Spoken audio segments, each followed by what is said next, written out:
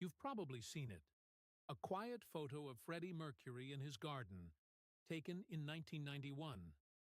It's often shared with a simple line one of the final images of the Queen frontman, and it stops people in their tracks because it feels so personal, so close to the end. Posts like this keep circulating on Facebook and elsewhere, sometimes without much context. In some versions, the picture is credited to his partner, Jim Hutton, who wrote that he snapped Freddie in the garden at Garden Lodge in late summer 1991. In others, the claim is looser, or it gets mixed up with paparazzi shots from the street taken later that fall. That's why it helps to slow down and place the image in time, because the story behind it explains why it still matters now. Here's the simple timeline. Queen released the album Innuendo in February 1991. By then, Freddie had been dealing with serious health issues for years, but publicly, he kept most of that out of view. In May 1991, he filmed the music video for These Are the Days of Our Lives. It was shot in black and white, a choice the band has said helped soften how thin he looked. In the spare moments of that video, especially the whisper, "I still love you," to the camera, fans later read a farewell. The garden photo people share today sits inside those same final months. Through all of that, Freddie did what he'd done for most of his career. He drew a line around his private life. British tabloids were relentless at the time, and rumors about HIV and AIDS followed him everywhere. He didn't engage. In interviews and public appearances, he steered clear of the subject. Friends and colleagues have said he didn't want his illness to drown out the music or spark the kind of media circus he'd come to expect.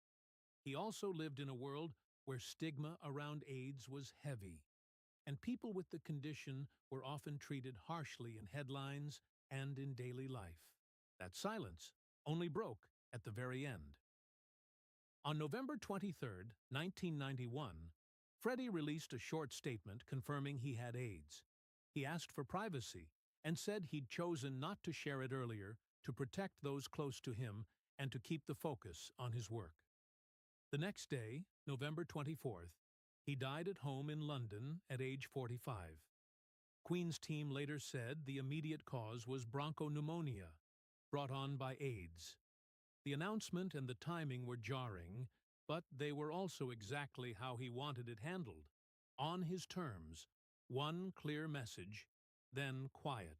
So when a photo from that year resurfaces and gets called one of the last, it points us back to those choices. It reminds us that behind the stadium shows and the big voice was a person who, in the middle of a loud and unforgiving news cycle, opted for privacy. It also shows how different the conversation is now compared to 1991. Today, HIV can be managed with treatment, and we know that someone with an undetectable viral load doesn't pass the virus on.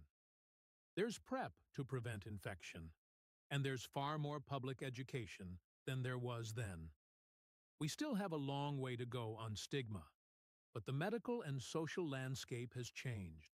There's another reason to handle these images with care. Several pictures are tagged online as the last photo, and not all of them are the same. The garden snapshot often comes from Jim Hutton's account of their life together.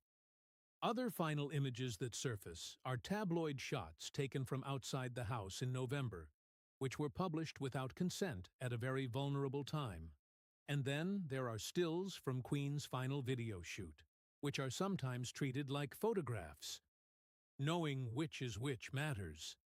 It helps separate a private moment, recorded by someone he trusted, from the kind of intrusion he'd tried so hard to avoid.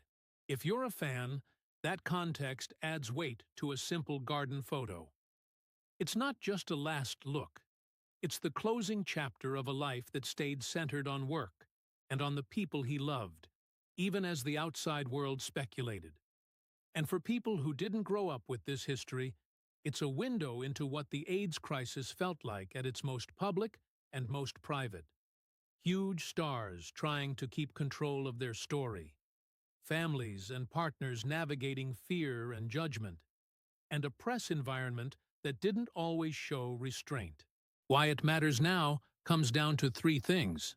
First, accuracy. When a powerful image spreads, it's easy for details to blur. Giving credit where it's due and placing the photo in late 1991 respects the truth and the people involved.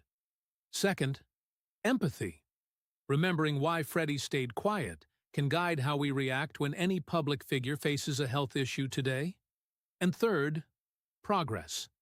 Seeing where we were in 1991 highlights how far HIV care and awareness have come, and where more understanding is still needed.